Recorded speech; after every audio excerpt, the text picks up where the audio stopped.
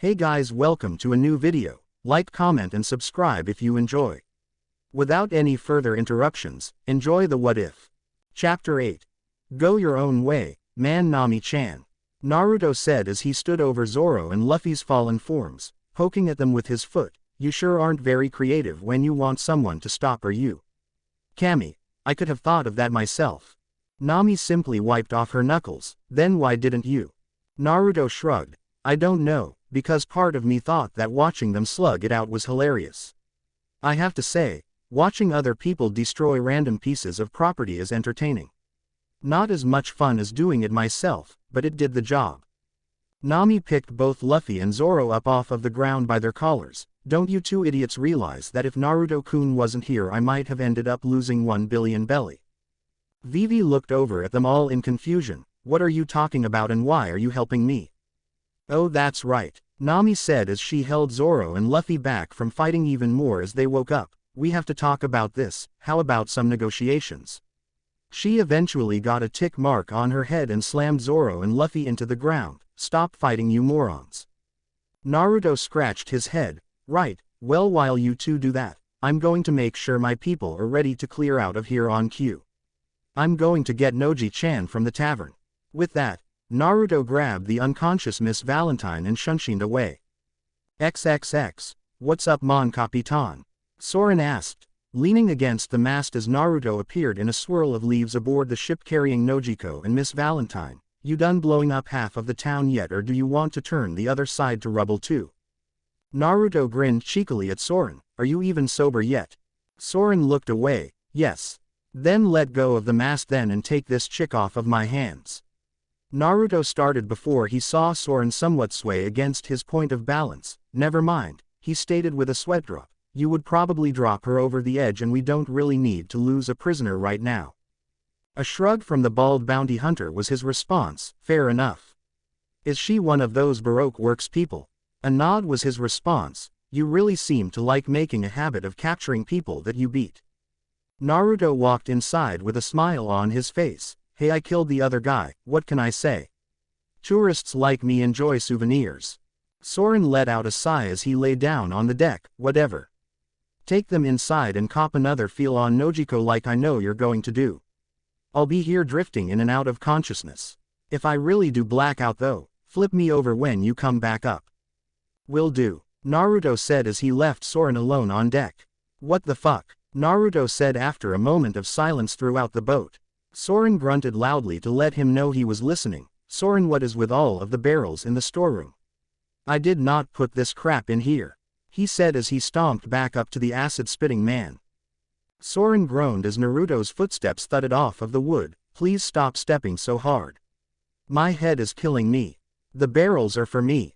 Apparently the chefs on this island keep massive stockpiles of lemon juice, and who am I to not take advantage of such a hoard? Naruto looked at him oddly. Why in the blue hell would you need 35 barrels of lemon juice? He then stopped thinking for a second. Wait, did they have ramen? Soren raised an eyebrow. What is ramen? Naruto sighed and ran his hand through his hair. Never mind, but why did you need that much lemon juice? As a matter of fact, why do you need lemon juice, period? Soren sat up. I use lemon juice to keep up the acidity of my attacks.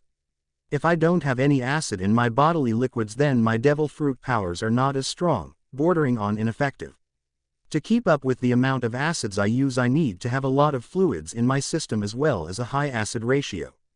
Keeping me in that water for as long as you did made me basically useless for the time being. These powers obtained from the Akuma no Mi sometimes seemed to be more trouble than they were worth.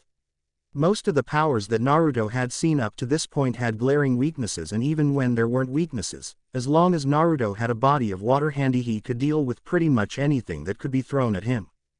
At that moment he saw a boat floating away from the cove, but something about it was off. Hold that thought for a moment, Soren. Naruto then shunshined off of the boat, leaving Soren there alone. Confused as to what Naruto's problem was at first, he shrugged and closed his eyes to go back to sleep before a massive explosion rocked the nearby area. Soren jumped up and looked over the side of the boat where he saw the flaming wreckage of the ship Naruto had been staring at. What the fuck? XXX. Using a substitute princess, what a stupid idea. were the words that came from a woman watching from a concealed rocky area overlooking the shore. She had shoulder-length black hair, and brown eyes. She wore a purple top that showed much of her cleavage, with a miniskirt to match. Over the top of that she had an open white fur-lined coat and a white cowboy hat on the top of her head. I don't know, it seemed like a pretty good idea to me.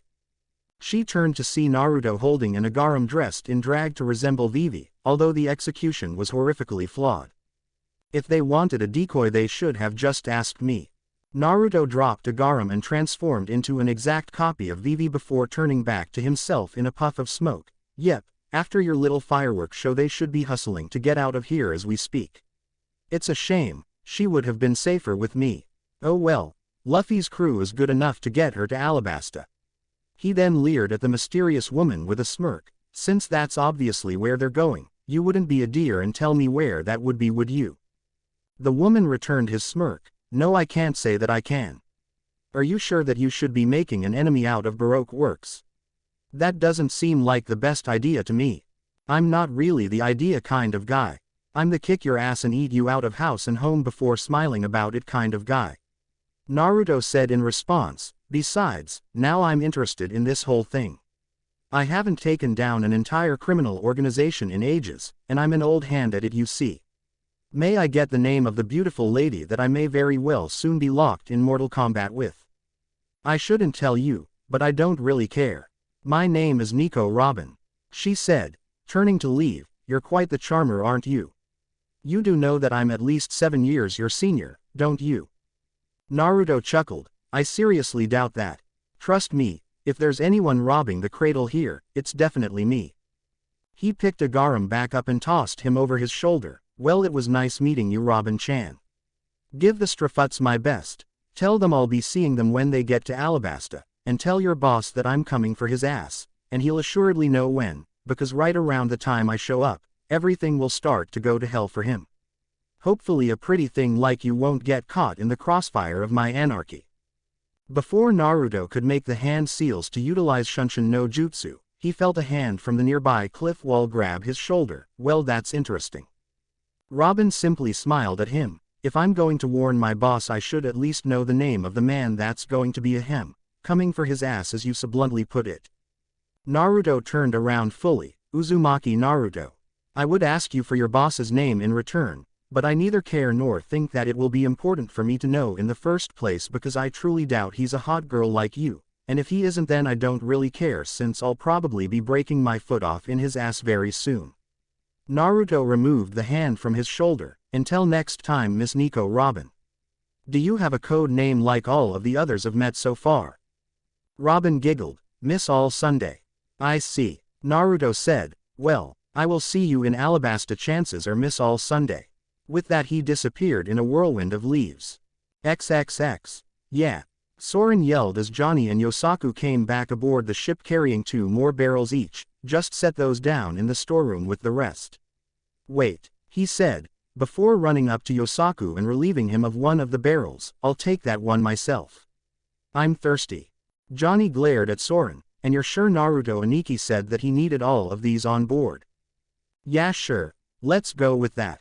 Soren shrugged as he sunk a glowing finger into the top of the barrel before turning it up and drinking it on the spot. The return of their captain was signified with the sudden swirling leaves and wind. Naruto looked at Soren chugging down an entire barrel with a twitching eyebrow. I don't even know what to say about that, so I'm not going to even comment on it. Soren finished drinking his fill and set the barrel down at his side. Hey, is that the Mr. 8 guy? Come on, Uzumaki. At least the last one you caught was a hot girl. What the fuck do we need him for? And he's in drag. That just screams wrong signals on all fronts. Naruto had a tick mark on his head, because we don't know how to get to Alabasta, psychopath. This guy is from there, and that's where the Baroque works are, therefore we need him to get there for the time being. Yosaku and Johnny came from inside of the ship. Naruto Aniki. Johnny said, that girl in the yellow is waking up, what do we do? Naruto turned to Soren. Make sure everything is ready to go, we aren't staying here any longer than we have to. Soren nodded. What about this guy? Naruto rolled his neck as he walked inside. Who cares? He'll wake up when he wakes up. Don't come into the storeroom until I say so, okay?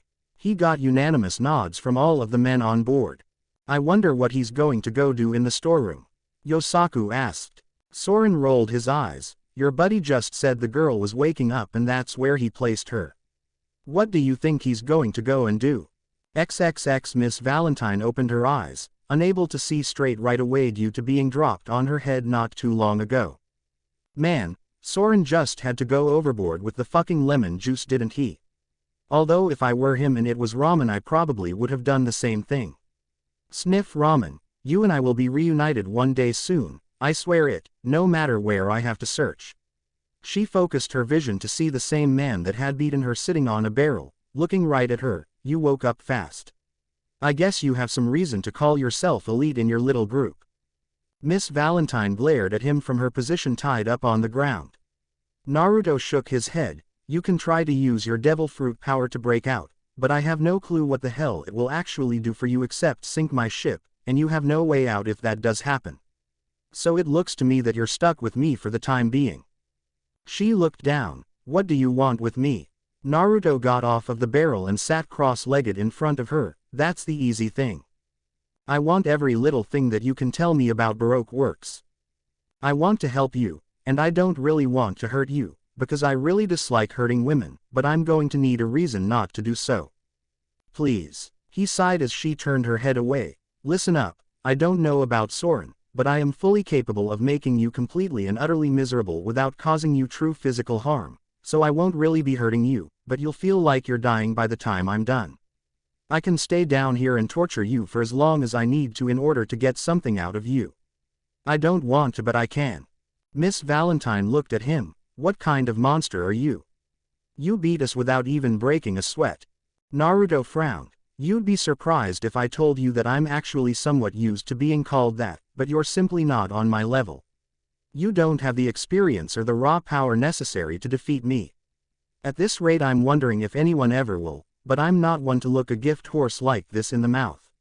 So let's start with something simple. What's your name? Miss Valentine locked eyes with him somewhat defiantly. Miss Valentine. Naruto smiled and chuckled at that. Cute. I meant your real name, but if you don't want to tell me your real name, that's okay with me. Your real name actually has nothing to do with me or what I really want to know if that's how you want to do it.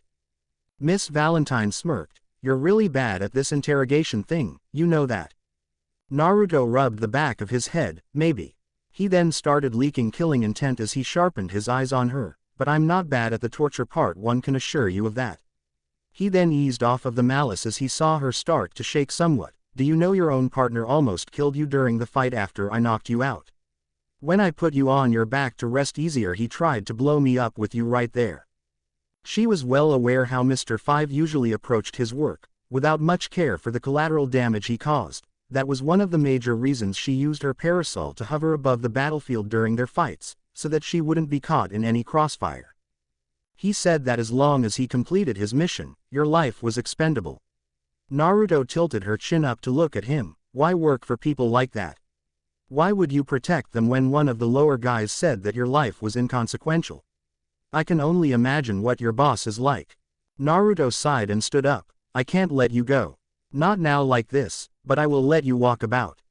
He formed two cage bunshin and set them to the process of untying her. Why? She asked. Why would you let me go around by myself on your ship? What if I sabotage things here? Naruto grinned at her. Because anything these guys see will go back to me. If you do something I'll know immediately, and if the other remaining one isn't enough to stop you, I'm pretty sure that I can. He then proceeded to leave. Wait, she yelled before he could get out. Naruto poked his head back in. Yes. Miss Valentine rubbed her wrists while the cage bunshin guards stood around her. What happened to Mr. 5? Naruto blinked. Oh, he's dead. I killed him after he tried killing you. Trying to kill me is one thing, I'm used to it. But killing your comrades, or not caring for their well-being, well, I guess I'm old school like that in the way that I can't stand people like that. It's a pet peeve of mine. Miss Valentine watched Naruto leave and looked between his cage bunshin that he had left with her. How can a guy move between killer and clown so fast? Who is this man? XXX. The next day, Open seas. Soren stared at Naruto manning the helm with a tick mark on his head. So I have to comment on something. That girl isn't tied to the front of the ship in the water like I was when you put me on this ship. Nope. Naruto mentioned. He really needed to know which way Alabasta was, or at least needed Nojiko to wake up so that he could get a general direction. His eye twitched when Soren jumped and landed standing on top of the wheel. Yes, Soren. Soren looked down from where he was standing with a manic grin on his face. So what's the difference between me and her? We both tried to kill you. You ended up saving us both anyway, and now we're on your ship without ever agreeing to it. Naruto looked up at him with a smirk. Yeah, but she's hot. You, my friend, are not of the female species, thus I do not feel the need to treat you well. You're a tough guy, aren't you? You're an ass. Soren grumbled as he jumped off of the wheel and ran up the side of the mast to get in the crow's nest. Hey, Naruto yelled up at him, how the hell did you do that? I'm the only guy around here that does stuff like that. Soren grinned down at him, I can do a lot of things like this. I wasn't a bounty hunter, I just fought the bounties. I was actually a thief to make my living. I've got tons of moves like that. Naruto kept yelling up at him, get your ass down here and get to work, you lazy motherfucker. You are not going to sleep up there. That's my job, and if I'm down here you are sure as hell not getting out of working. Go fuck yourself. Soren yelled as he sat down, I'm not on your fucking crew. As far as I'm concerned I'm a hostage. And who are you calling me lazy? This is the most captainy I've seen you act since I've been here. Listen up, you acid-spitting SOB. If you want me to keep your goddamn lemon juice you're going to. Pow! Naruto ducked a gunshot that was aimed at his head. Damn it, Noji-chan, I'm chewing Soren out. That almost took my head off. Well then you would know how I feel right now, she said as she ambled out onto the deck holding her head. What did I drink last night? I feel like the Walking Dead right now. Naruto came up to her. You were so smashed last night, Noji-chan, it was amazing. I see why you don't like the idea of drinking if that's how you get. Do you remember anything from last night? Nojiko groaned and leaned against Naruto holding her head. Don't make me remember stuff, Naruto-kun, let's see. Nami got me started, then I kept going and going. Then I think I sat in your lap or something and then we. His eyes widened as she looked up at Naruto's smiling face. Yep, Naruto said once he saw the look on her face, so you do remember. I actually thought you would forget it, and I was going to let you. But apparently you have some kind of drunk recollection ability or something.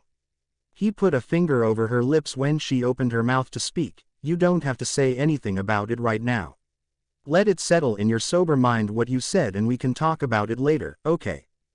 Go lay back down.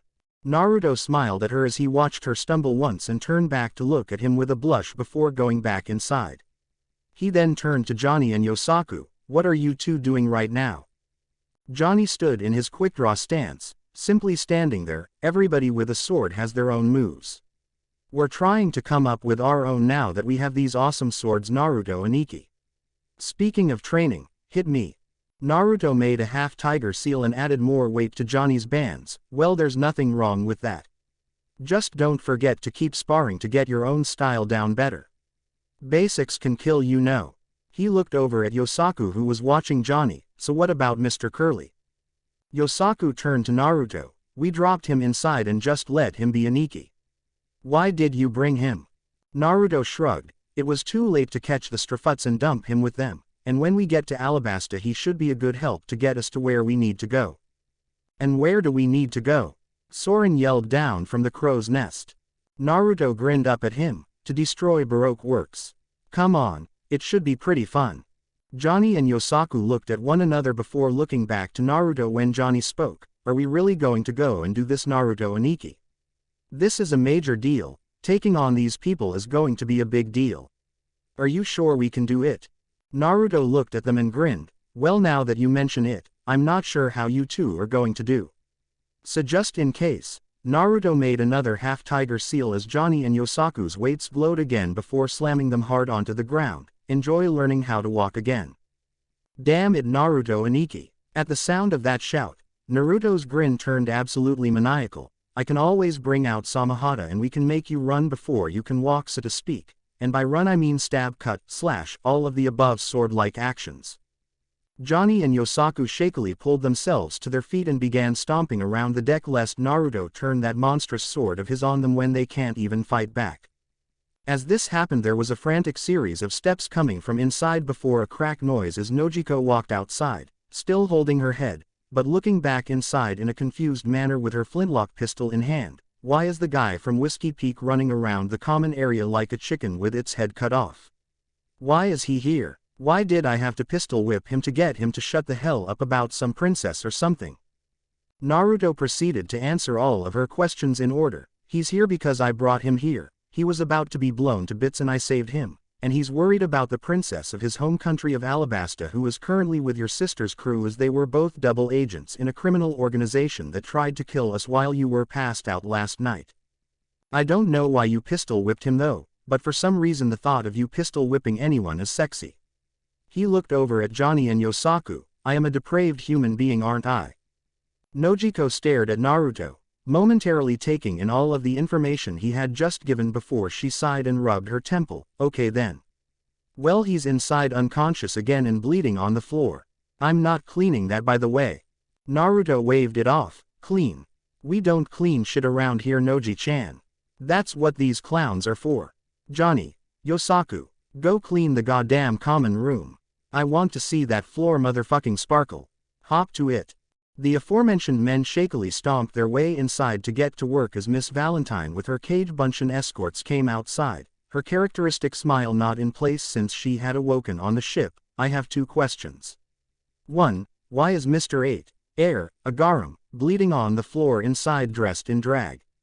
2. That I never got to ask from last night, what's with all of the lemon juice in the storeroom?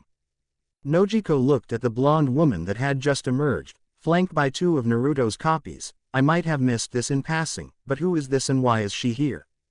Naruto pointed at her. This is Miss Valentine, one of the people that tried to kill us while you were inebriated last night. And to answer your question, dear, Noji-chan here cracked him on his curly dome with her pistol because he was acting the ass. Nojiko looked between Naruto and Miss Valentine. If she attacked you, then why isn't she dead? Naruto scoffed. I don't kill people just for attacking me, that's counterproductive. When you see a child try to play with matches, you don't let them keep doing it, you smack their hand and tell them fire will kill them and destroy everything around them.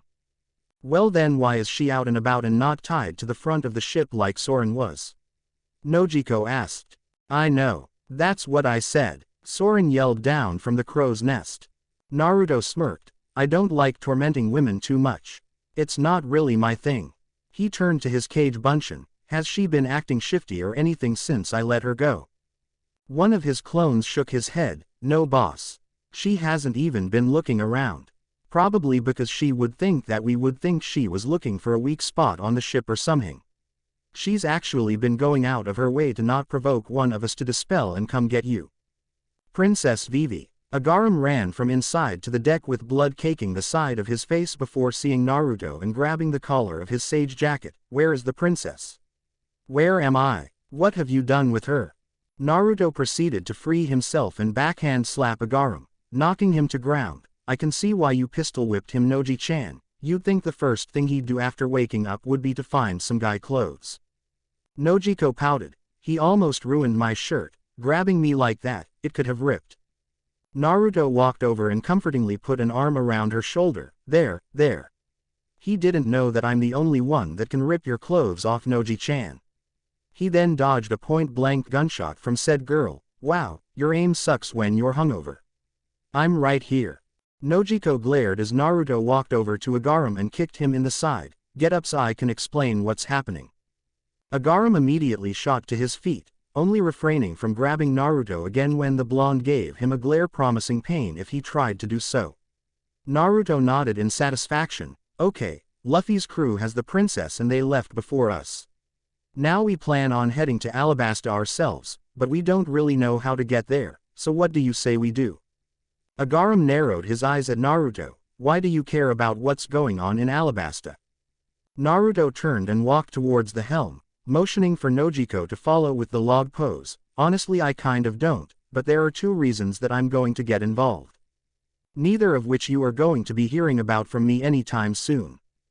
You can either help us, And I can assist the Strafuts in getting your princess to where she needs to go when we cross up again, or you cannot tell me, and I can go about my merry way and drop you at the next island we stop at. Either way I get to move on to doing something interesting, so it really doesn't matter to me. Luffy and his people should be more than enough to deal with it anyway, but shouldn't you want to be there with the most powerful allies you can find to fight with you? Agaram watched his back as Naruto manned the helm and starting speaking with Nojiko about where the log pose was saying to head to next. "Excuse me," he called out, getting Nojiko to turn around to face him. Naruto did as well, only much slower and with a grin on his face. "Yes," he drawled out. Agaram sighed. "As much as I've hated having to deal with ruffians like yourselves for as long as I have, it seems I still have a need for a man such as yourself." "That's what she said." Naruto smirked. "Thank you, Soren. And the fact that he's dressed in drag makes that extra creepy as well."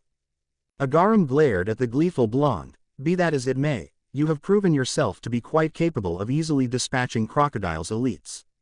He then paled along with Miss Valentine after realizing what he had said. Naruto raised an eyebrow. "So is that the guy running the whole show's name? Crocodile. Holy shit." Soren yelled down from the crow's nest with an excited grin on his face. "Crocodile. We're going to go kick Crocodile's ass." "That's awesome." Miss Valentine looked at Agaram rather fearfully. "You aren't supposed to say his name, ever. No one is supposed to know anyone else's name. I don't care if you're marked for death, don't drag me down with you." Naruto raised an eyebrow. "You were going to kill him anyway, are you telling me you're still going to do it? There's no way I'm letting you do that after I went through all of the trouble of thwarting the attempt to blow up his boat." "What?" Miss Valentine asked. "Who tried to blow his boat up? I thought you killed Mr. 5. "I did," Naruto admitted, "but there was this lady that could make her hands and stuff come out of any surface. She tried to blow up his boat and I got him out beforehand before I confronted her." Miss Valentine's eyes widened. "Miss All Sunday."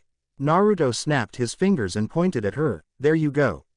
That was her codename, but she told me her real name was Nico Robin because she didn't care about keeping it from me for some reason. Attractive lady too." "What?" Soren yelled down from the higher position.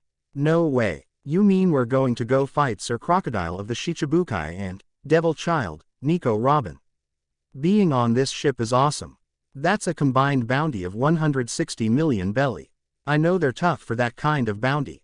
Naruto looked up at the bald young man. "Why do you want to fight these people so much anyway? You seem way too happy to be heading into battle." Soren chuckled. "Are you kidding me? If I can beat Crocodile, that will just put me one step closer to knowing I'm ready to take out my true target. That and those damn Shichibukai in general really piss me off. The concept is complete bullshit."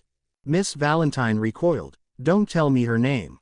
She told you because she was going to mark you for death anyway after what you did, and now you've marked me too. I not only failed my mission, but even if I somehow carried it up from here with you watching me like a hawk, you told me the top 2 members of Baroque Works' real names." Nojiko looked at the distraught woman strangely. How in the hell would they know that those things even happened? It's not like anyone here is actually going to tell them that you failed, or that you even know the things that you shouldn't. Miss Valentine sighed and collapsed against the mast, sliding down to the deck. "They'll find out. They always find out everything. You don't understand. I wouldn't be surprised if they know right now." "Uzumaki," Soren yelled from the crow's nest, "look over there." He pointed up in the sky at something hovering around the ship. Naruto squinted and shielded his eyes with his hand so he could look up. "What the fuck is that? Is that a vulture? What the hell is a vulture doing in the middle of the ocean?" Miss Valentine and Agaram looked up with horrified looks on their faces. "No. Stop them now." "Stop who?" Nojiko asked. "The vulture." Agaram ran up to Naruto. "That's not just a vulture, that's Miss Friday and Mr. 13, the Unluckies." Naruto nodded. "Okay, so they work for Crocodile. What did they do? Because I fail to see how a vulture can do anything to me whatsoever." Miss Valentine looked up in fear. "They have our faces and are going to take them back to Crocodile. I really am dead now." Naruto hid in thought. "Nojiko-chan, go get your rifle. Let's see how good you're getting." Nojiko looked up and back towards Naruto before shrugging and going inside to get her gun. Naruto leaned against the mast next to Miss Valentine, tapping her on the shoulder to get her to look at him. If I can guarantee your safety, you're going to help us against Crocodile, understood? Or I can just give you the same ultimatum I gave Agaram and can drop you at the next island to let you fend for yourself. Miss Valentine wasn't sure. Naruto was strong, way stronger than her and Mr. 5 apparently, and he seemingly had no problems with facing down Crocodile, but everyone else around him did not exactly inspire confidence, and she wasn't sure that one man, no matter how strong, could do it all himself. Nojiko came back out with her rifle in hand. Okay Naruto-kun, what do you need me to do? Naruto pointed up at the vulture in the sky. I have given our new friend Mr. Crocodile enough liberties already by telling his second-in-command that I'm coming for him. He doesn't really need to know any more about us, or that I didn't kill Miss Valentine, so I need you to shoot that vulture and whatever is riding on the back of it down. Nojiko loaded the rifle and took aim through the crosshairs before lowering the gun. So cute. It's an otter with sunglasses riding on the vulture. Naruto face faulted and jumped back up. Noji-chan, that thing is the enemy. Shoot them down already. Nojiko held out the rifle to Naruto. Naruto-kun, I'm not shooting that poor little otter or that vulture down. That's just animal cruelty. Johnny and Yosaku came back outside carrying a bucket and a mop and looked up along with everyone else. Yosaku dumped the bucket out over the side while Johnny looked at Mr. 13 and Miss Friday, his sunglasses allowing him a better look than everyone else could get. Why is that otter biting my sunglasses style, and why does a vulture have machine guns strapped to its back? Of course it does. Naruto sweat-dropped before pulling Miss Valentine and Agaram up along with Soren jumping down to get everyone else, grabbing everyone to drag them inside while the deck was riddled with gunfire. Naruto looked outside after the first pass to see that they were still circling above. Okay, here's the plan. Noji-chan is going to go out there and shoot them, and the rest of us are going to stay here and watch her do it. Nojiko snapped at Naruto. Why the hell do I have to do it? Naruto gave her a dry look. They have guns, you have guns, and if you had just shot them when I told you to, we wouldn't even be having this conversation right now. Now go kick their asses and get it over with. Nojiko pointed outside. They have machine guns. How the hell am I going to beat that? Naruto rolled his eyes. You have all of that cover on deck between the mast and the training dummies set up all over the place, and I've been throwing deadly objects at you for going on 2 weeks now and you're still alive with no permanent scarring. I think you can beat a damn vulture and an otter in a fight. Nojiko looked at the rifle in her hand and sighed before strapping it onto her back as she walked off deeper into the ship. I'm getting more pistols and ammo. Naruto grinned. Atta girl. Go kick their asses. Naruto noticed everyone else looking at him strangely. What? Everyone else on the ship has fought to this point except her. I need to know if she can handle herself. She'll be fine. I'll step in if she looks like she's going to lose. Agaram yelled at him. Then why don't you go out there and fight them yourself? Naruto rolled his eyes. Who am I, your parents? No. At some point I'm not going to always be around. I'm not a superhero. They need to be able to fight and win on their own. Noji-chan is in the same boat as Johnny and Yosaku at this point. She needs to show me that she's actually learning how to fight. The other two are coming along nicely, and I believe Soren's good enough to beat just about anyone we run into. Soren beamed with pride, except for me of course. He visibly deflated at that. Aniki, why are you so good? Yosaku asked. We never see you train, ever, and yet you stomp mudholes in everybody you fight. Naruto looked over at his swordsman crewmate. Just because you don't see me train doesn't mean that I don't. You've seen my attacks. Do you really think I can train the way I need to with the moves I use? Everything I use I've already mastered, and if I haven't, I have my own way of training that doesn't put all of your very existences in mortal peril. Nojiko returned to the common room with her rifle on her back and a belt around her waist with 4 pistols. Do I really have to do this, Naruto-kun? I still can't hit you yet. Are you sure I'm ready to fight anyone? Naruto nodded. Yes, Noji-chan.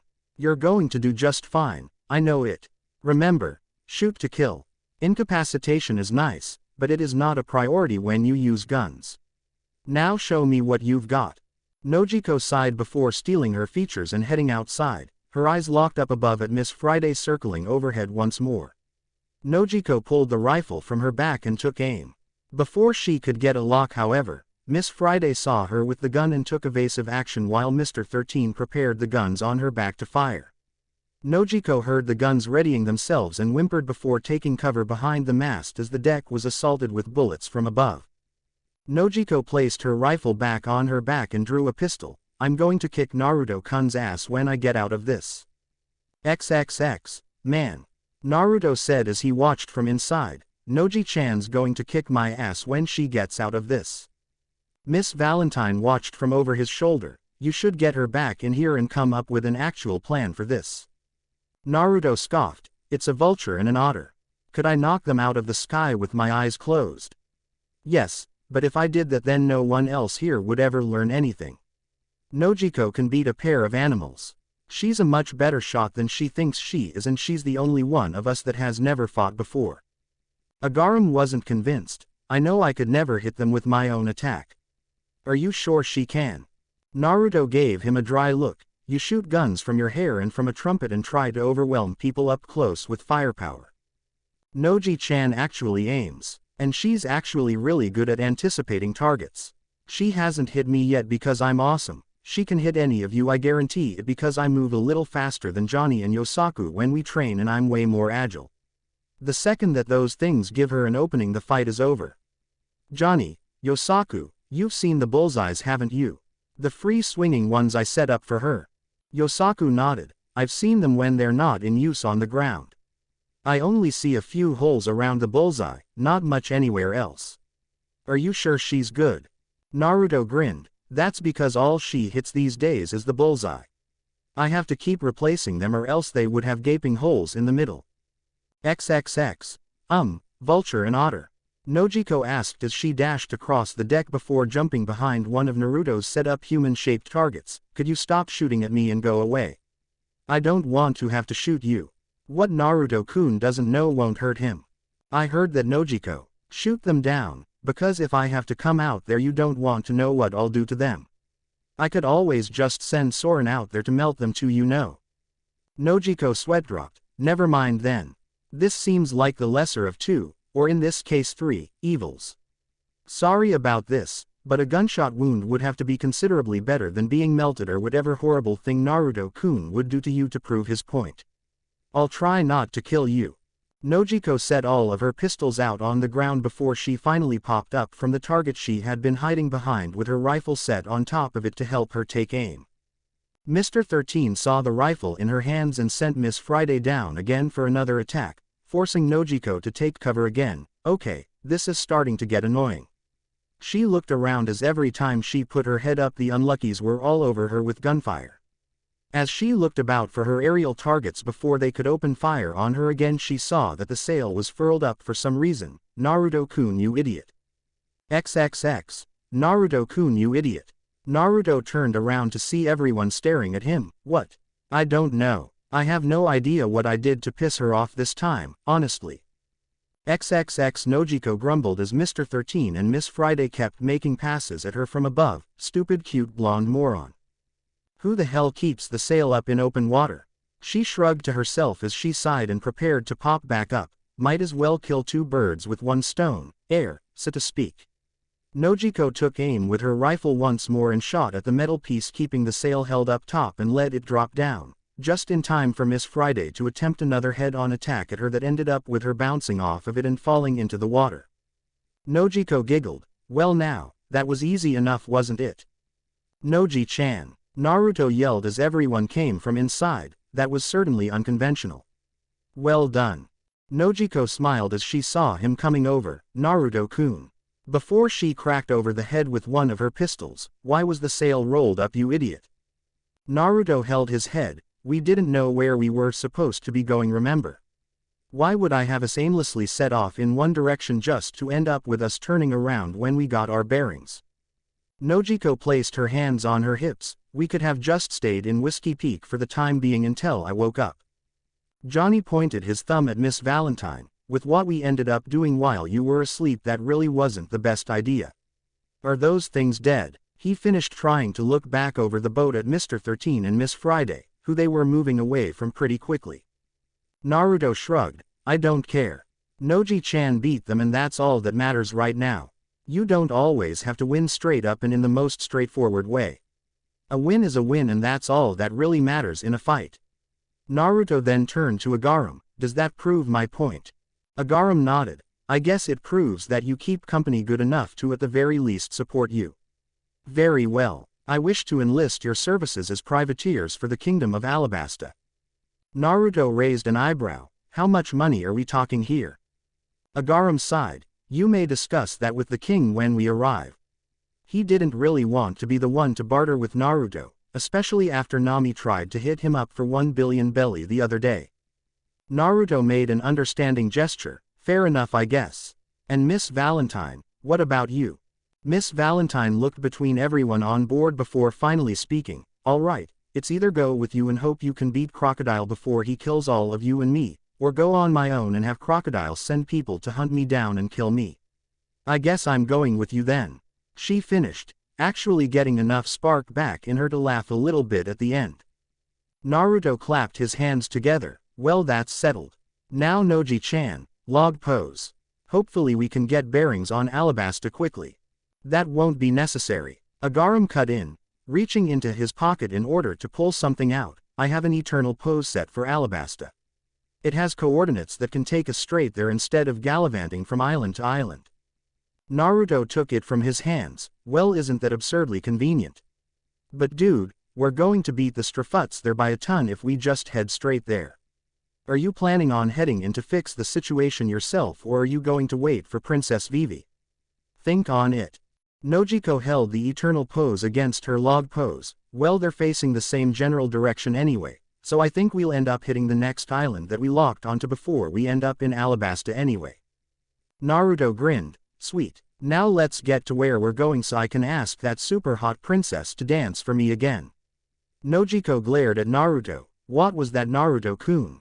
Naruto turned to look at her. If you want to dance for me, Noji-chan, feel free. You've got an audience in me. Bang. Love you too, Noji-chan. Thank you for watching. If you enjoyed the video, be sure to like, comment and subscribe, as well as checking out the author on fanfiction.net.